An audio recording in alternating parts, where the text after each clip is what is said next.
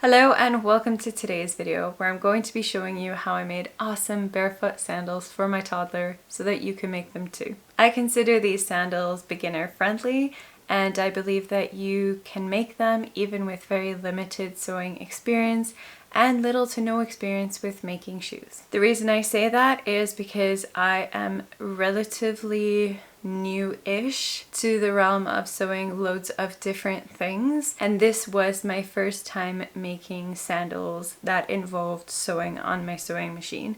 I have made other barefoot sandals, and subsequent to these I have made other barefoot shoes as well. I made these shoes from scratch. I also created the patterns for both of the types of sandals. I fully trust that even if you are a beginner with limited sewing skills, that this is a project that you can very confidently take on. And in this video, I'm going to guide you through exactly how to make them. While my relative skill for sewing and shoemaking may not be advanced, I do believe that I am very experienced in the realm of barefoot shoes. My husband and I have been a barefoot family for many years now, and naturally when Alba joined us, we have endeavored to make sure that whenever she is wearing shoes, that those shoes allow for as natural movement as possible, for her feet to develop well and for the quality of her movement. Why these sandals are considered barefoot, there's two different types of sandals, I'm going to discuss both of them, is because as you can see they are zero drop sole. There is no lifted area here or here. They are wide toe box to allow for toe spread without toes being squished, and they are very flexible and they move with her foot rather than restricting her foot to be in a specific position. So when she's playing on structures and climbing, she's literally able to bend her foot while there's still some kind of protection being offered to the bottom of her foot for walking on different textures. Little background to how these sandals came to be before I go into the materials that you'll need. Up until recently, we have been predominantly purchasing our barefoot shoes, but with having a kid and with a real love of like true proper barefoot shoes of as minimal as possible, it started to become more and more appealing to make those shoes for us so that we can have shoes that really meet our needs when we're not able to easily purchase them, or purchasing them comes at a very steep price tag and a lot of importing and other difficulties to get them to us. So I have made barefoot sandals for my husband. I made these barefoot sandals for Alba. I have made, and this will also be on my YouTube channel and my website shortly, but as we're leaving the warmer months and going into the colder months, I've now started making wool boots for outside and inside, as well as sheepskin leather boots and other shoes. If it interests you to see my recommendations for barefoot shoes that we purchase, as well as the shoes that we make, you can subscribe to my YouTube channel, and you can also check out my website that is linked down below. Why I endeavored to make barefoot sandals this year: for our outdoor adventures, I got the Vivo Barefoot, I think it's like a trail sandal, and then I bought my toddler some secondhand sandals, but they're way too big for her and she just wanted to wear them non-stop. Every time we went anywhere, she wanted all of us to be wearing sandals, and she didn't have any barefoot sandals that fit her. And then when I looked into any of the ones that I could purchase for her in her current size, they just weren't barefoot enough for my liking. So I looked into whether I could make her really minimal barefoot sandals that basically are like not a shoe at all, but at least offer some protection at the bottom for when she's walking to the park or walking anywhere where she may hurt the bottom of her foot. So these sandals came about purely because my toddler really wanted to wear sandals all the time, and I was adamant that I really wanted her to wear very barefoot sandals. And with that little background, I'm going to get into what you need to make these sandals. So the first thing is that you need a pattern. Like I explained, I made Sandal Type 1 and Sandal Type 2 just to see which one worked better. Both of these patterns are linked down below. You can opt to download the free pattern that is linked down below. Or if you'd like to support me and have the written instructions with it as well, there is also a paid pattern that is linked down below with written instructions. Once you have the pattern, the next thing that you will need is a sewing machine. I have a normal sewing machine. It's not a heavy duty sewing machine. It's not a specialized sewing machine to sew leather, so a normal sewing machine should be able to do the job. However, I did change the needle for this project to a universal leather needle. Then the next thing that you need is the leather that you're going to be making these sandals out of. As you can see, I picked a very thin leather. Since this was my first time making these sandals, I really wanted to make sure that I would be able to sew through them with ease. You can go, I think, slightly thicker than this, but this worked really well for me. If, like me, you're going to be adding a sole, then I recommend you get whatever you're going to use for your sole.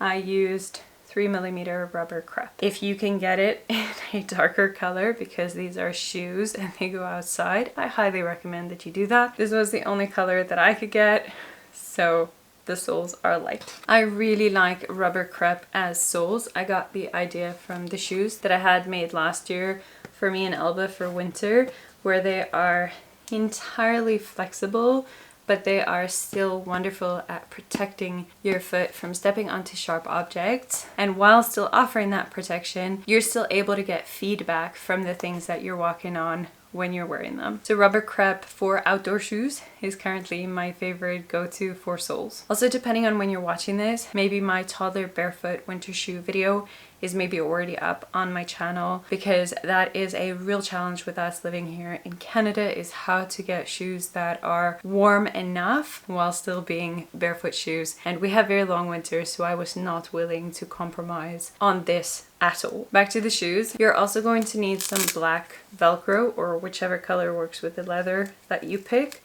just to close up the straps. Of course, you could also do something like dyed or a button or some other way to close it, but I currently have a preference for Velcro, even though it's not as durable as, for example, like a press stud. It is my preference because I have a growing toddler who also wants to put her stuff on herself. And with the growingness of it, Velcro I find gives a little bit more flexibility in terms of the sizing and how you close it. Then you'll need some thin elastic, which goes at the back here just to provide a little bit more support.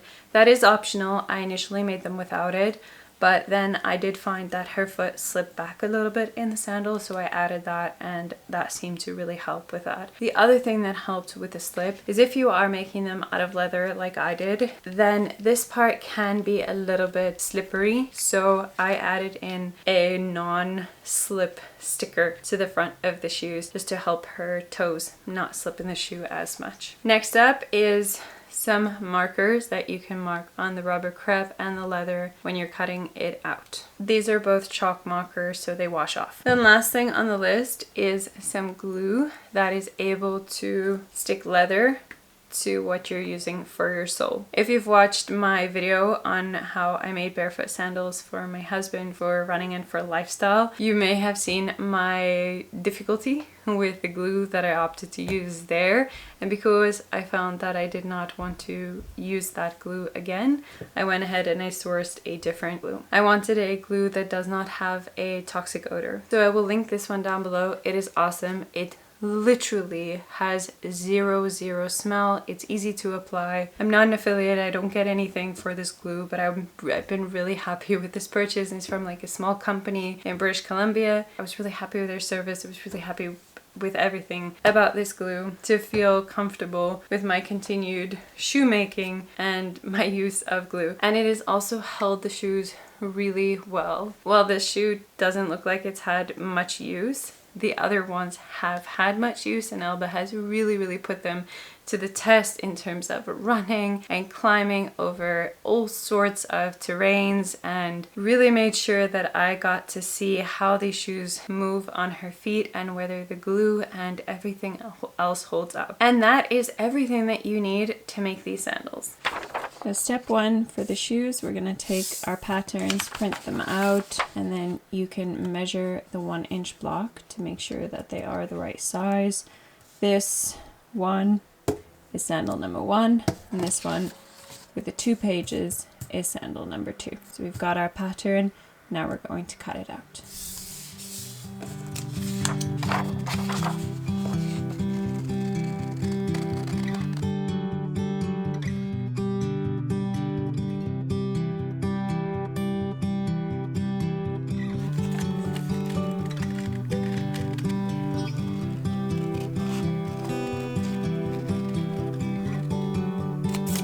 For sandal number 2, this part is optional. This is a casing for the elastic. If you so choose, you want to do the casing for the elastic. You can also do it on sandal number 1, but it's not on the pattern, where you just take this piece and you decide how big of a casing you want to make, if you want to do a casing on it. I'm not going to do a casing for these ones. I did it as an experiment for the one shoe, and I found that it was unnecessary. But if you're making these to sell them, or you want them to look a lot neater, then yes, a casing would be necessary.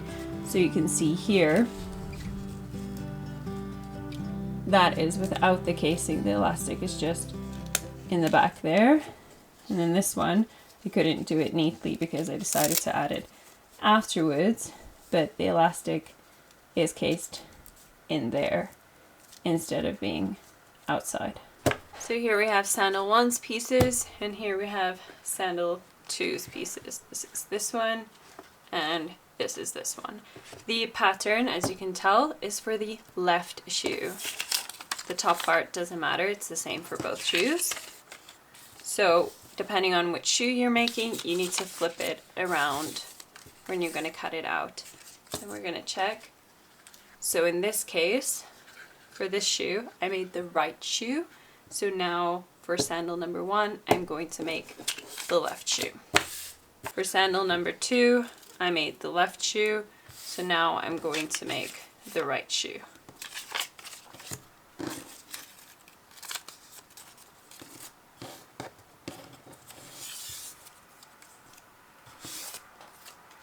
For these shoes, I used this leather. It's a very thin leather because I want to be able to sew it with my sewing machine and easily be able to sew through it, which I could do. I'm going to cut out all the pieces on here. This is the right side up, and then you've got the felt on the other side. Typically for sewing, I use this like chalk marker to mark out where I want to cut, but it doesn't show up well on the black leather, so I'm using a liquid chalk marker. You can just place it and hold it into place, or if you're worried that you're going to move it and it's kind of at the edge, then you can do something like that just to hold it into place. Some scrap leather that I just like to test my stuff on.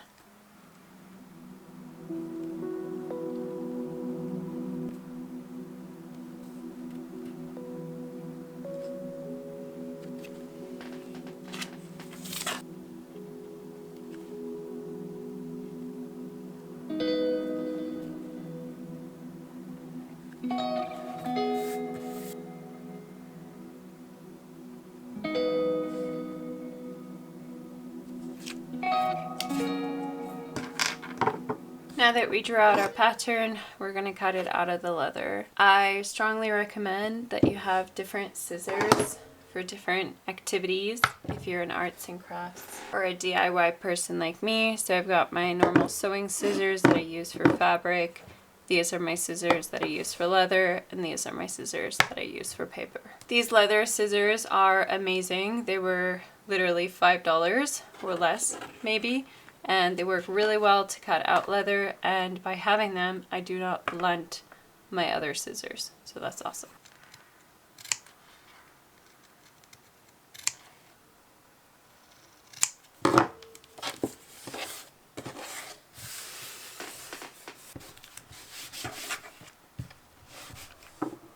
Right, so here we have sandal 1 cut out, and here we have sandal 2 cut out.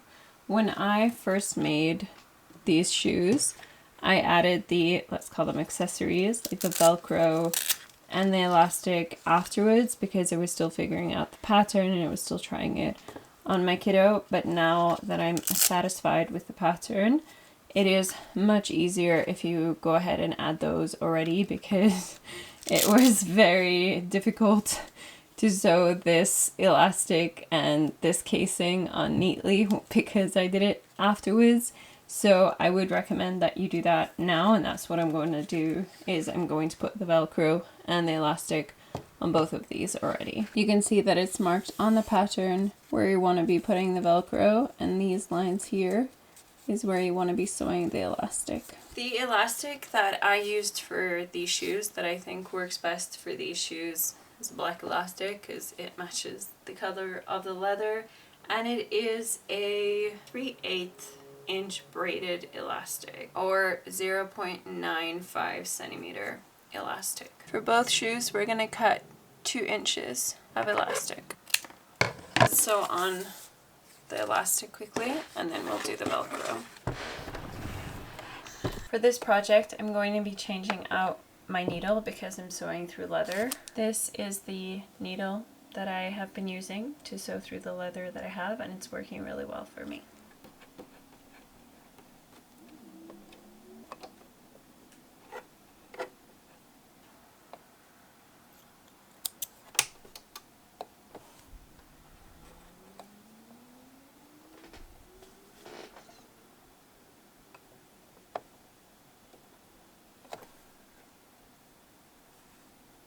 For the elastic, I'm going to do a zigzag stitch. So for me, that's number 3.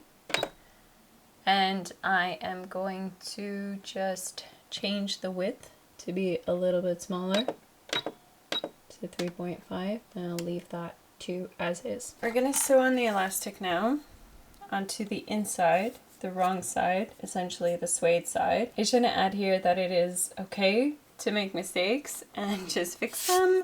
When I was so busy focused on filming and doing this at the same time and explaining everything, I actually sewed the elastic onto the wrong side. So you just unpick it and it's fine. So sew it onto this side there to go onto the back of the foot and be inside the shoe. With this, we just want to go back and forth like a few times to make sure it's holding really well.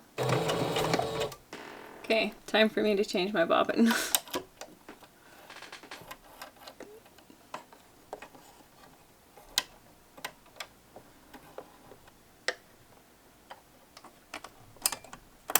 Whenever changing anything, it's always good practice to test it out, even if it feels a bit frustrating to do so. Just do it. Make sure everything is working as it should.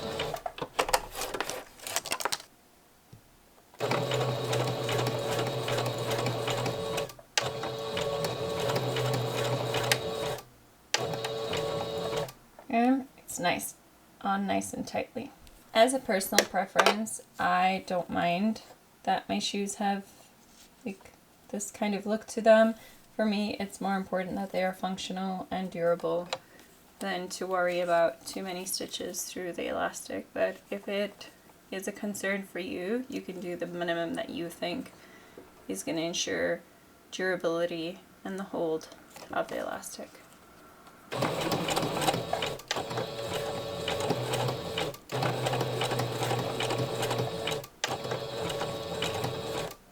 Got the elastic for the first sandal. Right, doing the elastic for sandal number 2, you can see again there are the markings on here. Remember to do it on this side of the leather, the suede side, not the leather side. And you just kind of want it more or less in the middle here because we want it to be holding on the heel.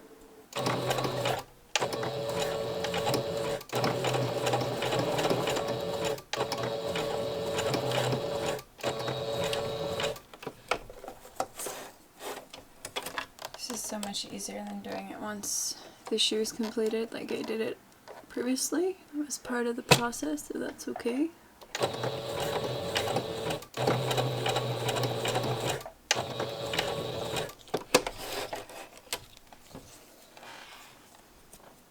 Now here you have the optional step of doing the casing if you want to do that. I'm not going to be doing it this time. I think that it does serve a minimal purpose and it is okay without it, having now my toddler's worn these shoes several times now and one of them had the casing and one of them did not have the casing.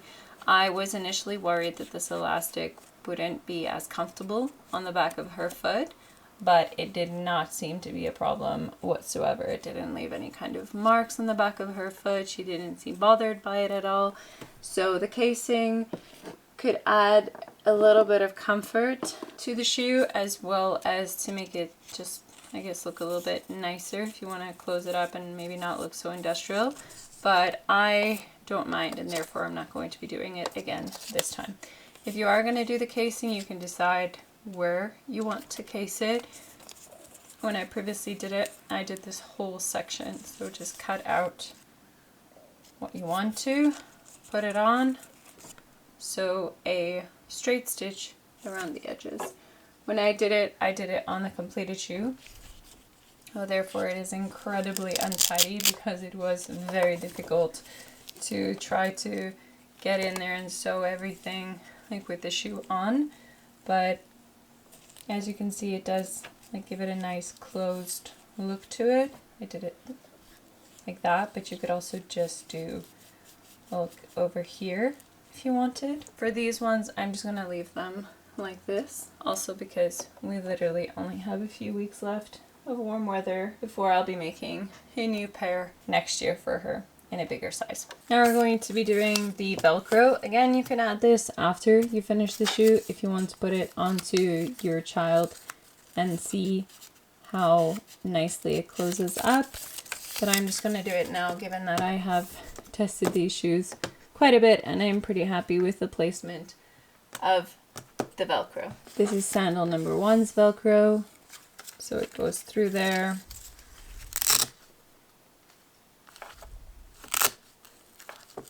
It looks like that when it's done on the shoe. For the Velcro, black because it matches the leather that I have. We're going to cut them smaller. They definitely don't need to be this large. Because you've got the rough side and you've got the smooth side.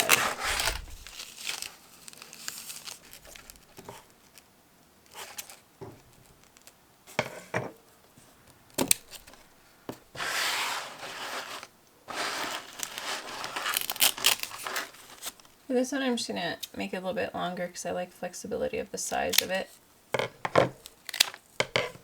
So the reason I cut the Velcro around like this is so that the corners don't lift. From my sewing experience now, the other thing that you can do is cut it like a rectangle and then just clip the corners after you've sewn it on if you don't want to be sewing a round thing like this. Again, I go for durability greater than what I think is going to look the nicest. Obviously the looks matter too, but they are secondary for me to the durability of what I'm creating. Well, durability and functionality. For the Velcro, I do a straight stitch, which for me is 0, 0, and I just keep these settings as is. Okay, the placement of Velcro, very important, and when we're distracted or maybe a little bit tired, it can be easy to make a mistake with that. Where we want it is the scratchy one. You want that to be on the outside of the shoe, so on the leather part, not on this part over here. And the design of this shoe is such that this comes like sideways, like that. So you want this, the Velcro, to be sideways on the edge there.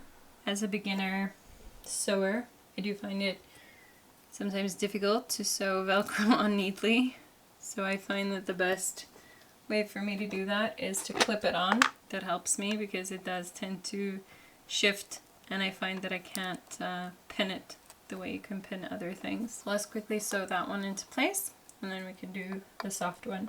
Alright, with Velcro, you could, because it's quite a small piece, just do the outside, but I often do like to do some kind of line or zigzag in here. So I'm just going to do like a straight line across there, and then I will sew around it as well, but you don't have to do that.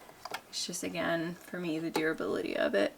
It does also help it to stay into place.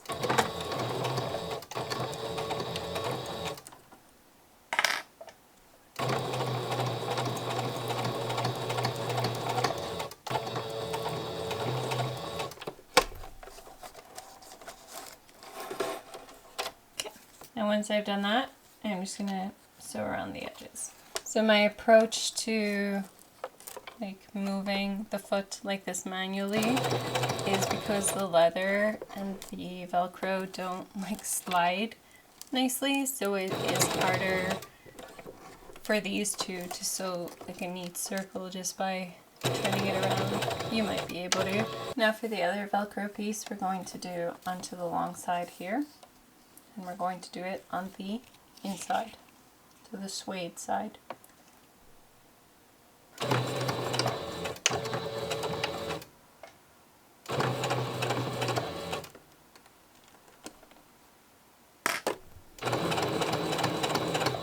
Now we have the elastic for sandal number 1, as well as the Velcro. For sandal number 2, we're doing the right shoe, and we want to be putting the Velcro on the right hand side, the rough one, on the outside where the leather part is. So just think when you're making the left shoe, put the rough Velcro on the left side, and when you're making the right shoe, put the rough Velcro on the right side, because you want to picture it that the Velcro is going to come around and you're going to close it on the outside of the foot, such that they're not rubbing against each other on the inside. So we're going to put the rough one on the right side. Now for the other part of the Velcro, we're going to be putting it on the inside of this piece that is going to be attached to this when we sew everything together, but you want it to be on the inside over here. And if it helps you to think, side that is slightly thicker compared to the other side, you can also see on the pattern.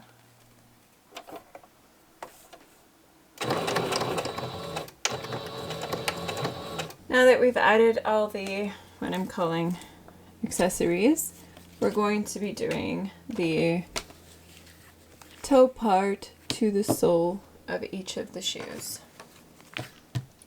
Sandal 1 and sandal 2. There's an optional step because my soles on the inside here are leather.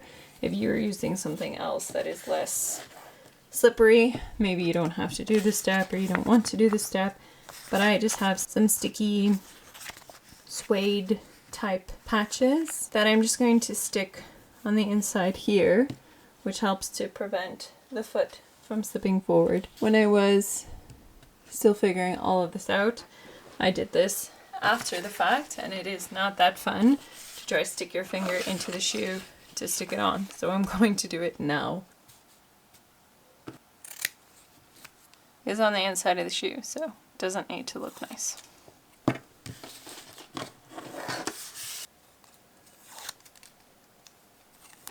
Here we go. Okay, here we have our two shoes. Right, with sandal number 1, you can decide when you're going to do this, but it is the easiest to do it before you put this on, is to sew this one closed. This part. It is on the pattern, the line that I marked to sew it.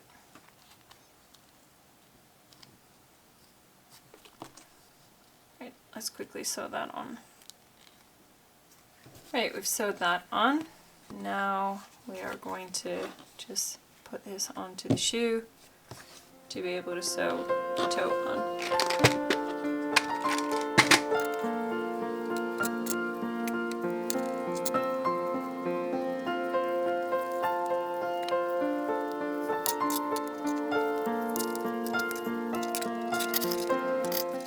Okay, just check that you're happy with your placement there. You can always cut away a little bit if you decide you want to flatten this part or lift it more.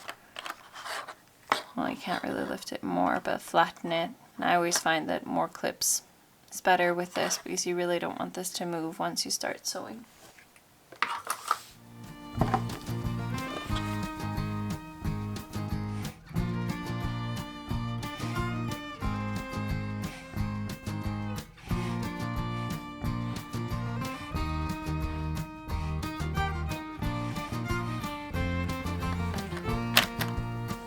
We're going to straight stitch it all the way around, as close as you can get to the edge. It's where you want to be sewing this.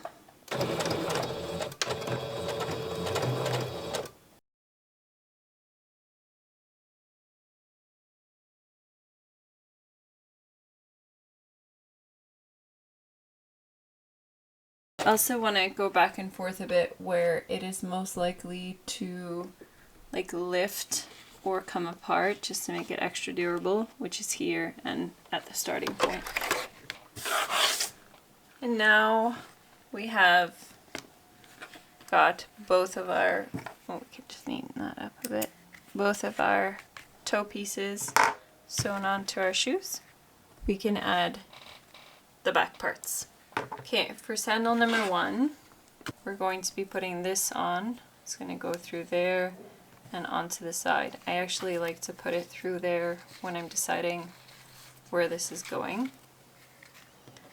The important part is to make sure that it can reach the back of your child's foot.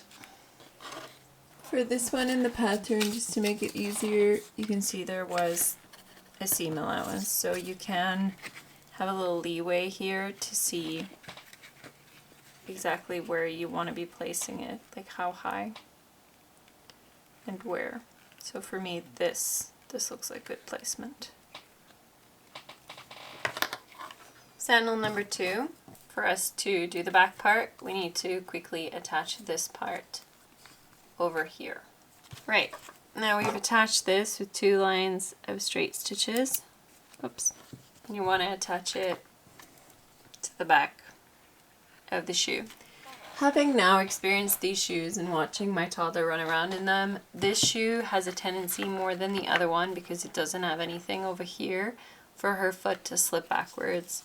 So if you can, as far as possible, but still making that this part is at the back of the foot, just to put this, I guess, forward as you can, rather than to be liberal in terms of putting it backwards. Just try to put it, yeah, essentially as forward as you can, to help that the foot doesn't move backwards. In the pattern, you may recall also that there is a seam allowance here. It just gives a bit of leeway for how high you want it to be and where you want to sew it.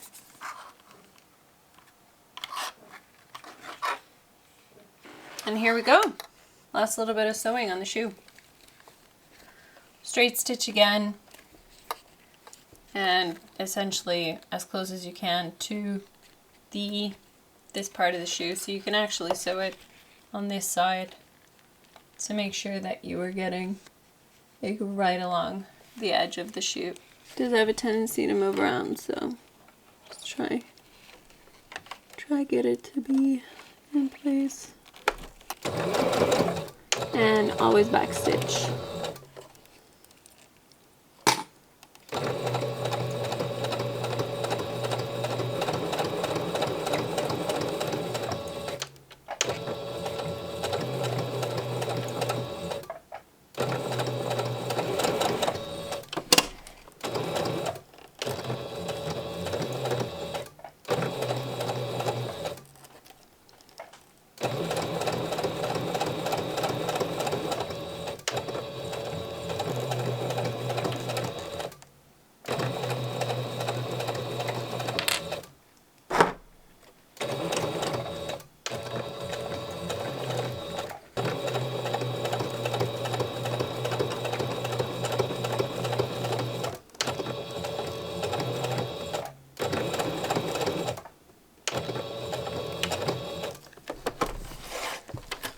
And now for both shoes, you can just cut off the excess here. And now the sewing part of the sandals are completed. If you're not putting a sole on, then your sandals are done. But I'm going to put a sole on, so my sandals are not done yet. And I'm going to simply take this, and just remember which shoe you're working on. In this case, we're going to do a left and a right. So for the rubber crepe sole, we're going to draw it like as is, but I'm actually going to give it some space because you'd rather want it too big than too small. You can always cut it away, and that's the intention, is that we will cut it away. So rather give it space than make it too small. Because the rubber crepe is pale, I can use this instead of the other marker.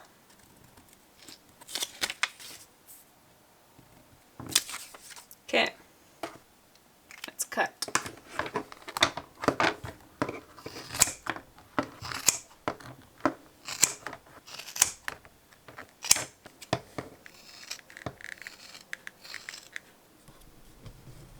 Now we're literally going to glue our shoes to the sole. This is now not my first pair of barefoot sandals that I'm making.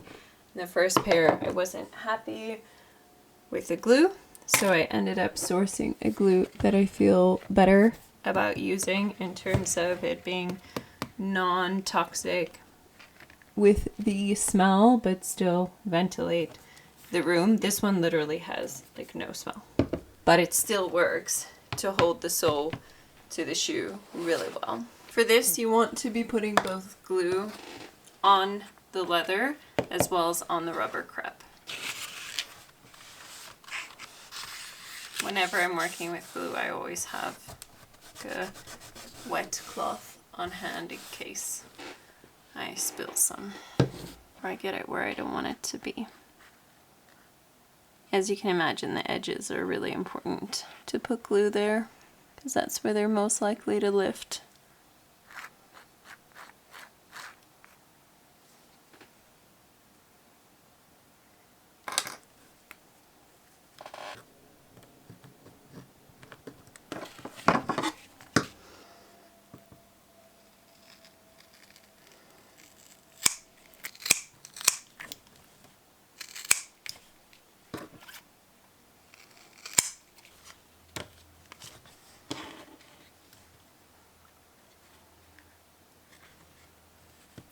Got some awesome barefoot sandals, more barefoot sandals for my toddler, and I'm really happy with them. The more that she's been wearing them, the more I'm really seeing her foot be able to move naturally in them. They're holding up really well.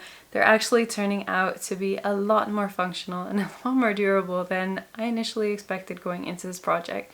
I'm really excited about that. Like I said at the beginning of the video, we are running out of runway of warm weather and we will be entering into our colder seasons shortly, which here in Canada where I live is pretty cold. So I have started already making some barefoot shoes for that, made out of natural things. These ones are made out of wool. So if that is something that you're interested in and you want to follow along and see my recommendations and ones that I both make and ones that I purchase, then you can subscribe to my YouTube channel, and my website is also linked down below. I appreciate you being here with me today, and if you make some barefoot sandals for your toddler, please share your experience. I would absolutely love to hear your experience of doing that, or any other recommendations or tips that you have around other barefoot shoes that you've been making for your kiddo. I'm sure that I would find that helpful, and I know that other people watching this video will probably also find that helpful. Thanks so much.